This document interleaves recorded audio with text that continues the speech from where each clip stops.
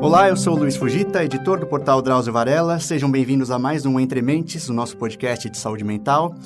A gente vinha fazendo episódios, um sobre cada transtorno, e esse vai ser um pouquinho diferente. A gente vai falar, sim, sobre um transtorno, que nesse caso é a depressão, bastante conhecida, mas abordando um projeto interessante que colocou a dança como um motivador para pessoas que querem procurar ajuda e precisam de algum incentivo, né?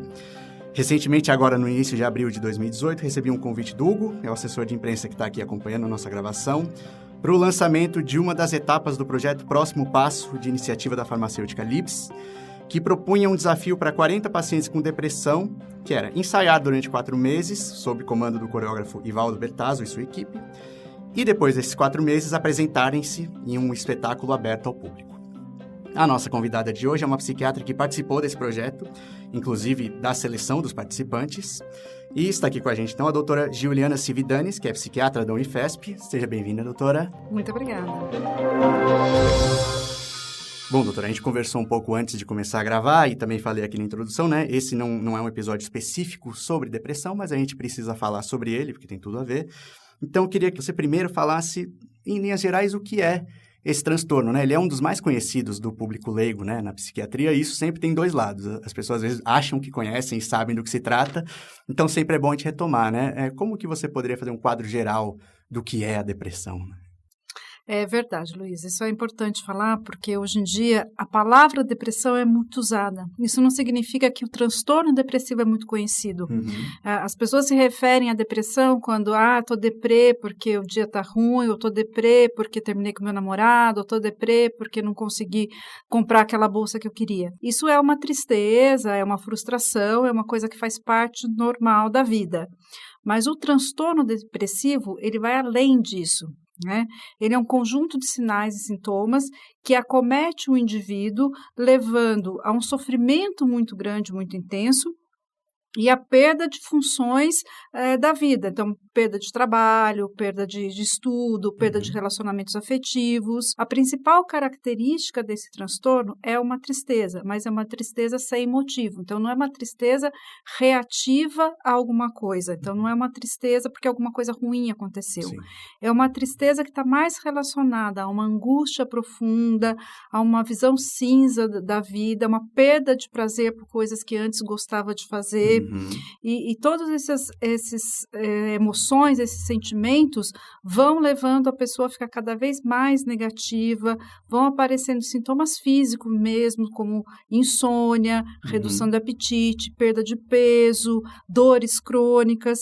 Então, a depressão ela é uma síndrome, um transtorno que é um conjunto de alterações emocionais, comportamentais e físicos que caracterizam essa doença e que causam muito sofrimento e que causam muito prejuízo na vida do paciente como um todo. Sim. Tem um termo que aparece bastante quando eu vou pesquisar para essas entrevistas que a gente faz, que é insight, que pelo que eu entendi é um julgamento que a própria pessoa tem sobre a sua condição, né? Especificamente em psiquiatria.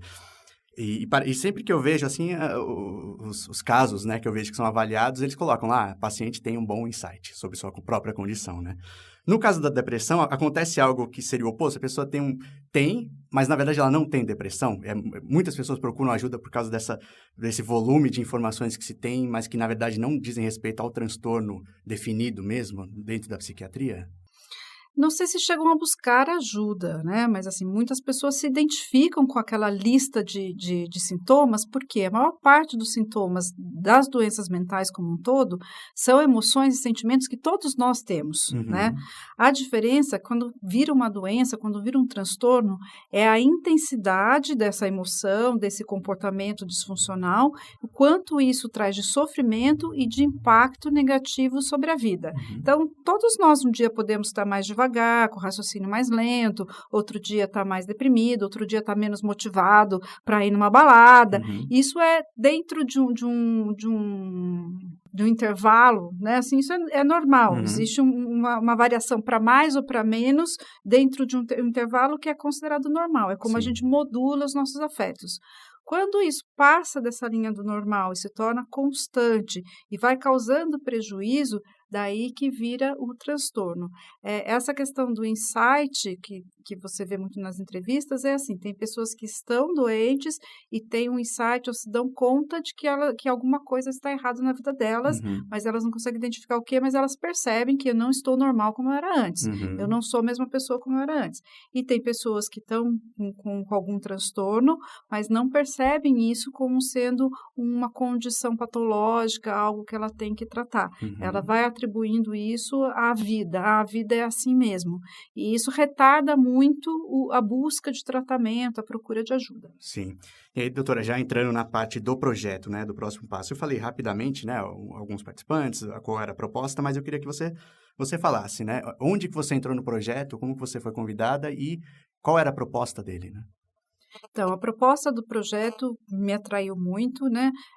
Que era exatamente trazer à baia a questão do transtorno depressivo. Como eu falei antes, a gente fala muito de depressão, mas pouco da doença do transtorno depressivo. Então, trazer essa discussão sobre a depressão de uma forma um pouco mais leve e que pudesse ser inserida na sociedade, que as pessoas pudessem começar a falar sobre isso e, principalmente, lutar contra o estigma, o preconceito. Que, apesar de todos os meios de comunicação, de falar de depressão, ainda existe muito preconceito tanto da sociedade em relação às pessoas que têm o transtorno depressivo e tomam remédio, fazem terapia, existe uma visão, né, de que essas pessoas seriam mais fracas, seriam mais incapazes, como muitas vezes da própria pessoa que tem o transtorno, que tem vergonha de se apresentar quando tendo uma condição depressiva, que muitas vezes deixa de procurar o tratamento porque tem preconceito de buscar um psiquiatra, um psicólogo, fazer um tratamento. Então, a proposta do projeto é uma proposta de trazer para a discussão esse transtorno e ajudar na redução do estigma. E, para isso, eles queriam selecionar pessoas que estivessem deprimidas, não foi um projeto terapêutico, foi um projeto social, mas pessoas que tivessem alguma intimidade com esse transtorno depressivo, para dar exatamente uma legitimidade para essa voz, né? Então, quem viveu ou estava vivendo, mas que conhecia de perto quais são os sintomas e o impacto que isso tem na vida. Então, eu entrei no projeto para ajudar nessa seleção, né, de todos os inscritos. A gente não dava para contemplar todo mundo, foram muitos inscritos, né? O projeto chamou muita atenção. Teve mais de 1.000, né? Mais de 1.000 inscritos, mas a gente tinha que fazer uma seleção e eu ajudei nessa seleção, tanto de ler as histórias, que eles faziam um breve relato quando eles faziam a inscrição, de como eles tinham vivido essa depressão, então de selecionar as histórias e também de ajudar o Ivaldo na audição para selecionar os participantes, porque a gente precisava também que as pessoas não tivessem doentes, porque elas iriam entrar num projeto de dança, de treino, uma coisa mais intensa, então elas tinham que estar em boas condições físicas e mesmo emocionais para participar do projeto. E pelo que eu vi, havia diferentes graus, e como você mesmo falou, as pessoas podem ter tido uma experiência, mas no momento não estão. Consegue dar uma ideia, assim, de diferentes graus de pacientes que havia ali e que foram selecionados? Então, a maioria deles, todos estavam tratando, né, assim, ou tinham tratado ou estavam tratando, a gente não pegou ninguém que estava sem tratamento, porque o objetivo do projeto realmente não era terapêutico, então eles tinham que ter ou já estar curados da sua depressão ou estar fazendo um tratamento, e que estavam já ou já reestabelecidos ou se reestabelecendo. O transtorno depressivo também ele teve uma evolução em termos do que a gente acredita ser o tratamento. Então, na década de 50, 60, começaram a surgir os primeiros medicamentos para o tratamento, tanto o diagnóstico quanto o tratamento da depressão, como a gente conhece hoje, é muito novo, é muito recente. É da metade do século XX para cá. A gente fala de coisas que para a medicina são muito novas, né? Então, o objetivo inicial era uma redução de 50% dos sintomas. Isso era aceitável, do ponto de vista médico, como um sucesso de tratamento. Nos anos 90, os anos 2000, a gente queria pelo menos 90% de redução de sintomas para dizer que o tratamento era um tratamento eficaz e aceitável. E hoje, no século XXI, a gente não aceita só redução de sintomas. A gente quer redução de sintomas e reinserção funcional, que é que o paciente volte a funcionar.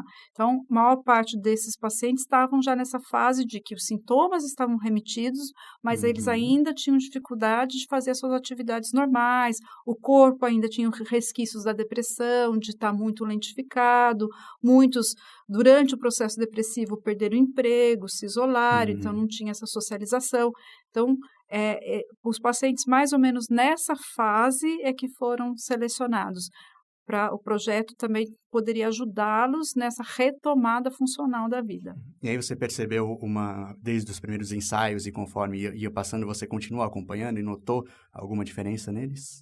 Continuei acompanhando e, assim, além de notar, né, o relato deles, que eles foram fazendo relatos ao longo do projeto, como eles iam se sentindo, como a vida ia mudando.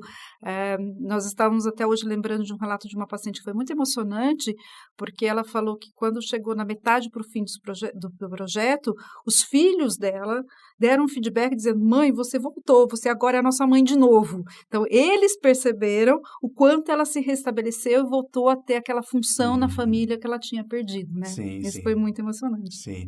Doutor, embora você tenha reforçado, e a gente, né, reforça de novo, né, que não era um projeto terapêutico, né, não significa que a dança em si, isoladamente, seja um tratamento, mas isso é uma prova de que ele tem uma função bastante importante dentro de um tratamento, né? Os filhos, ela já, pelo que você comentou do perfil dos participantes, ela estava ali no tratamento já, né, e estável, mas teve uma mudança que os filhos perceberam a partir do projeto, né?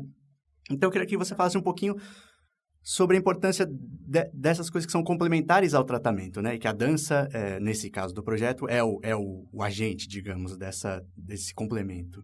Existem outras atividades que podem ser usadas, né? Qual que é exatamente a função disso junto com o tratamento? Então, a dança, no caso, ela tem duas funções, né? Ela tem a função da atividade física em si. Hoje a gente sabe que atividades físicas, principalmente atividades aeróbicas, então dança, corrida, natação, ela tem um impacto na regeneração das células neurológicas, dos neurônios. Ela promove, né, uma neurogênese, faz com que os neurônios fiquem mais saudáveis e se multipliquem. Então, a atividade física, principalmente as atividades aeróbicas, tem esse impacto. E o outro aspecto da dança é a socialização. Até uma coisa que a gente costuma falar assim, ninguém dança sozinho. Mesmo que você não dance em par, você dança num lugar com mais pessoas a maioria das vezes. E no espetáculo também ninguém dançou sozinho. Sim. Foi um trabalho em conjunto, uma coreografia que uns tinham que estar afinados com outros. E outra coisa que a gente sabe que é muito importante é a socialização. A socialização, para nós, seres humanos, tem um papel muito neuroprotetor. Pessoas que têm uma rede social mais saudável, que têm mais amigos, que vivem mais em comunidade, adoecem menos de depressão, de ansiedade, mesmo de transtorno de doença de Alzheimer. Então, a socialização para nós humanos ela é muito importante para a saúde mental. Todas essas atividades, além da dança, a dança cumpre esses dois papéis, atividade física e socialização. Mas você perguntou de outros, né? Sim. Então, todas as atividades que envolvem tanto atividades aeróbicas quanto atividades que promovem essa socialização, elas são muito bem-vindas como coadjuvantes no tratamento da depressão, principalmente nessa terceira etapa, vamos dizer aí, do tratamento, que é essa de reinserção funcional. Isso já é uma recomendação que se pode dizer que, havendo tratamento, vai ser dada para um paciente procurar outras atividades desse tipo? Sim, isso a gente sempre recomenda, atividade física e fazer atividades em grupo, né? Procure fazer uma atividade que seja em grupo, faça um curso, entre num grupo de corrida, mesmo que você vai fazer uma atividade física, procure uma atividade física que tenha uma coisa além do exercício, que também traga para você uma socialização, porque isso realmente melhora muito a saúde mental. Os participantes do grupo, agora ele está tendo vários desdobramentos, né? O pessoal, eu fui convidado lá para o lançamento do documentário, uma exposição fotográfica, mas aquela parte dos ensaios para fazer o espetáculo já foi encerrada, né? Você sabe dos participantes se eles continuam fazendo algo e foram motivados a partir disso? Eles mantiveram um grupo no WhatsApp entre eles, alguns se reuniram em grupos menores para fazer outros tipos de dança, né, por feedback que a gente teve deles. Outros realmente acabam se reinserindo na família, fazem atividades com a família, mas alguns alguns grupos se formaram a partir dessa convivência, que foi uma convivência muito intensa, para desenvolver a paixão deles, que a paixão de muitos lá é a dança mesmo, né? Sim. Doutora, uma dúvida que eu fiquei. Eu não sei, depressão, existe alguma dificuldade de adesão ao tratamento geral ou não? Muita dificuldade. A depressão, ela é um transtorno que você precisa de 6, 7, às vezes até 1 ano de tratamento, né? E apesar da grande evolução dos medicamentos, eles ainda trazem muitos efeitos colaterais. E isso, muitas vezes, faz com que o paciente, assim que ele começa a melhorar daqueles sintomas que mais incomodam ele, abandone o tratamento por conta dos efeitos colaterais, Sim. né? A gente tem algumas questões também que são inerentes à nossa condição cultural de terceiro mundo. O acesso ao tratamento psiquiátrico, principalmente via SUS ou mesmo via convênio, no nosso país é muito precário. Então, muitas vezes o paciente não tem condições de fazer um tratamento como deveria. Então, ele não vê o resultado que ele esperava. Isso também desanima e faz ele desistir. A gente tem muitas barreiras no tratamento ainda dos transtornos mentais, relacionados à adesão e acesso mesmo, acessibilidade ao tratamento. E aí, nesse caso, manter uma atividade como essa ajuda também nessa parte, a pessoa se manter no tratamento? Ajuda a pessoa a ficar mais motivada a continuar o tratamento. Conforme ela vai vendo mais resposta, melhora, né? Ela fica mais motivada a buscar o tratamento.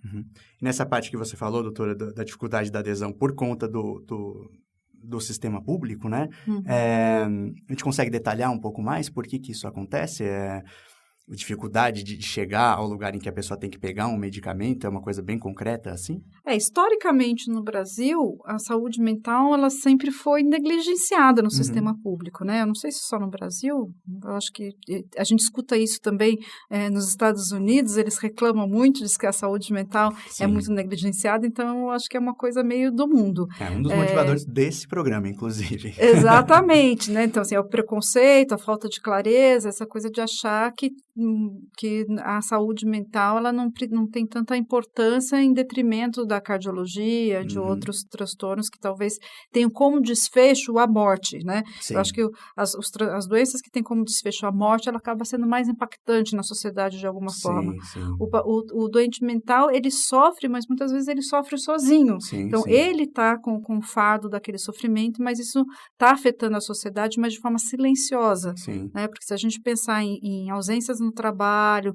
em custo mesmo para o sistema público, porque o paciente que tem depressão, ele busca o sistema público para outras causas, outras queixas, muito mais do que o paciente que não tem. Se a gente pensar em custos indiretos, né, se a gente fosse um pouco mais racional, tratar a depressão faria uma boa economia para o sistema público, mas tem o preconceito, tem uma série de coisas que faz com que não tenha um investimento robusto.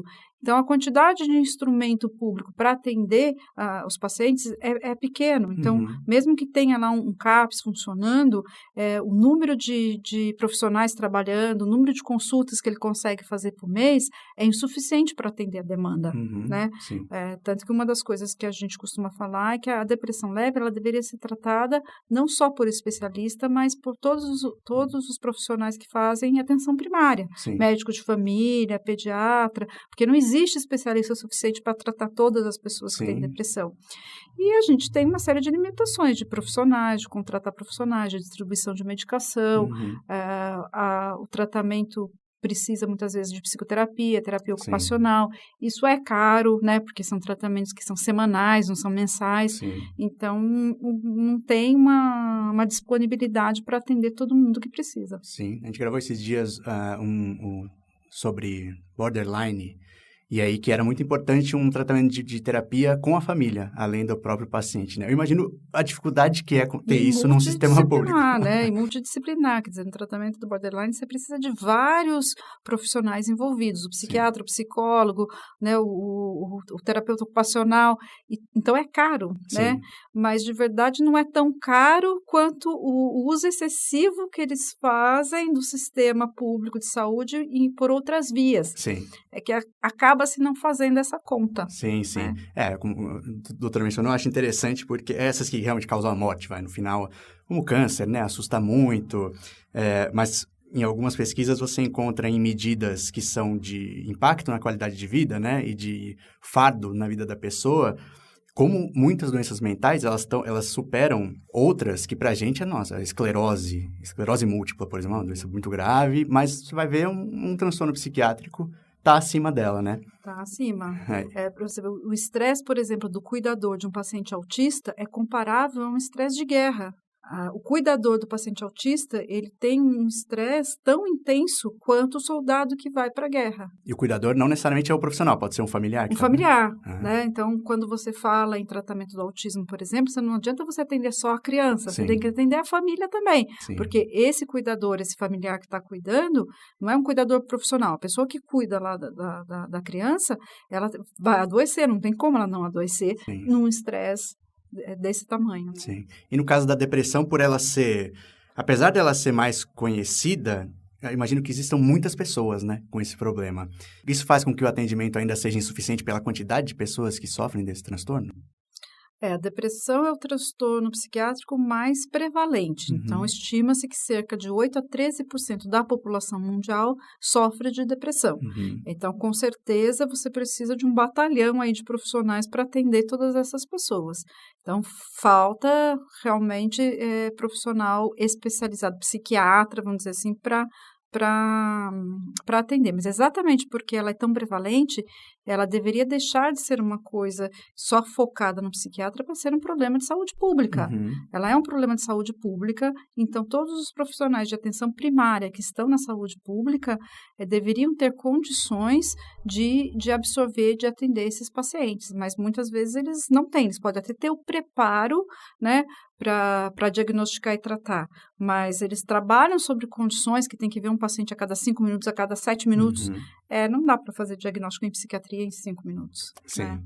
Doutora, existe alguma coisa que um paciente que acha que pode estar em um quadro depressivo, que possa ser diagnosticado mesmo, que ele possa reconhecer em si mesmo para saber se é realmente alguma coisa passageira ou não, aquele é um estado, ou sempre a pessoa sabe se é mesmo uma depressão ou não?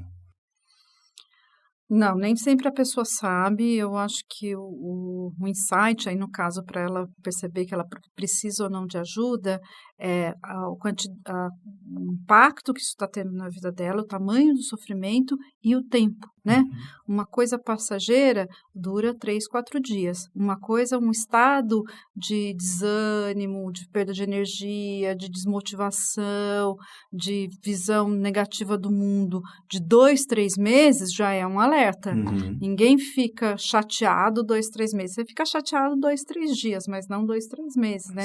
Aliás, nem 3 semanas você já começa a se perguntar o que está acontecendo comigo, né? Sim. Em geral, é um estado que pessoas do círculo social percebem também, ou pode ser que não? Pode ser que a pessoa esconda para si? Olha, é fácil de esconder, principalmente em ambientes mais de trabalho, que não tem intimidade. É mais fácil de ser reconhecido pelas pessoas que convivem, família, né? O cônjuge, a pessoa que está todo dia ali, vê esse estado de humor. Porque às vezes a pessoa fica mais quieta, não se abre, fala pouco no trabalho, os colegas de trabalho, cada um está focado na sua tarefa, não tem como perceber. Sim. Né? Mas a família, que está mais acostumada com o comportamento do paciente, muitas vezes é a família que nota que mudou, e a família ou pede para a pessoa ir ao médico, ou acompanha a pessoa ao médico. Então, no diagnóstico e no começo do tratamento, a família tem um papel bastante importante, bastante relevante. Legal. Doutora, tem algo que você gostaria de mencionar que a gente não falou aqui? Acho que é um tópico importante sobre esse tema? Ou abordamos, em geral, tudo que você espera sobre esse assunto? Eu gostaria de reforçar a questão do preconceito, né? Existe uma ideia de que a pessoa que procura o psiquiatra, que procura o psicólogo é louco. Então, eu não sou louco, eu não vou nesse médico. E que será internado, né? Exatamente. Não, necessariamente. Ou também uma outra coisa que as pessoas têm medo da medicação. Acham que vão tomar medicação, vão ficar dependentes, vão ficar viciados. Então, é importante a gente desmistificar isso e saber que remédio é para quem está doente. Se você tem uma pneumonia, você vai ao médico, toma um antibiótico e vai tratar a sua pneumonia. Você não vai achar que a sua força de vontade vai superar a sua pneumonia. Se você tem um transtorno depressivo, não adianta você ter fé, força de vontade Isso é importante, sim, mas não é o suficiente. Na depressão, você tem uma alteração neuroquímica, então uma desregulação do sistema nervoso central em termos químicos que precisa ser compensada, então muitas vezes ela precisa tomar a medicação para poder voltar ao seu estado normal. Muito obrigado por ter aceitado a entrevista. Obrigada Espero, a você. assim como o projeto do Próximo Passo, espero que aqui a intenção do programa é contribuir justamente para essa última coisa que você chamou a atenção, que as pessoas não vejam como algo que deva ser escondido, né? E que realmente procurem ajuda, porque grande parte dos transtornos tem um tratamento, né, já estabelecido hoje. Obrigado, doutora. Obrigada. Lembrando que você pode ouvir esse podcast nos agregadores de podcast, no iTunes ou no portal Drauzio Varela. Se você quiser mandar comentários ou sugestões de pauta, pode mandar no meu Twitter, que é o LuizFugitaJR, ou nas redes sociais Drauzio Varela. É só lembrar de colocar a hashtag Entrementes para a gente conseguir encontrar mais fácil no meio dos vários comentários que a gente recebe. Mas a gente vai tentando ver os temas que as pessoas querem ouvir para chamar entrevistados e gravar um programa. Até o próximo mês.